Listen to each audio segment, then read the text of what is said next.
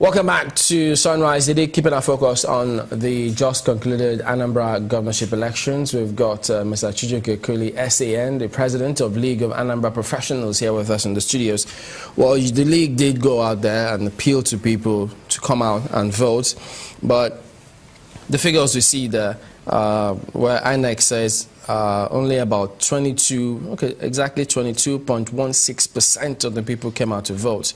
But then they talk about the figures, maybe, who knows, from 1999, hopefully we'll consider. But when the returning officer did say that a total of 2,064,134 people registered to vote, those were the eligible voters. But then he went further to say only 457,511, that's where they now came to, that 22.16%, actually came out on election day to be accredited. But we then see that of that we had 448,771 people who came out to cast their vote. So more people got accredited, less people came out to vote.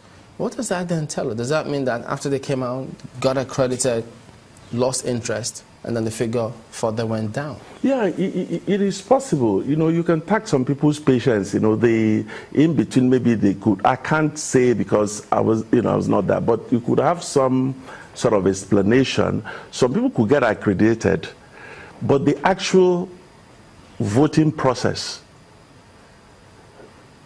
they may go off and then maybe waiting, the card reader is malfunctioning, and somebody at a particular point maybe he or she is hungry and says, is this really worth it? So I think it's not a peculiar trend. Maybe if the number is so huge, then it raises eyebrow.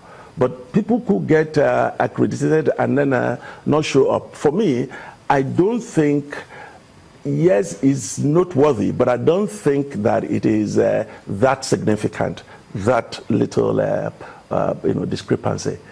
Because they also see a similar trajectory with Idemili North. You know, they say that that's the most populous local government there. I think about 180,000, but 178,938.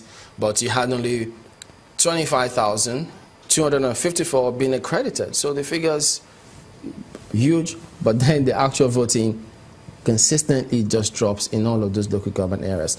But is this something that you think INEC is looking at to say, look, this is the process we've seen. Why do we have those who get accredited, the figure reduces? Do we need to improve on the process? What exactly is the cause? Is anybody taking notes to see how do we get more people to come out and vote? Because if more people get accredited and less people vote, that should concern everybody. Oh yes, it should. Even though I can't begin to talk intelligently about the peculiar psychology of the individual voters. But having said that, it is also possible, this is in the realm of possibility, that it may be easier for you to game the system, accredit or purport to accredit people, but the critical factor is at the point of voting. So you could manipulate the system and, oh, we have 100 people. But if those 100 people do not show up in flesh and blood and cast their vote, it is of no moment. So for me, I want to deal with the issue of the actual voters. And that takes us to the point you were making before we went to break, that if they were, if they buy their votes, was that the point you were making? Yes. You see, for me, I mean, this is a third world country.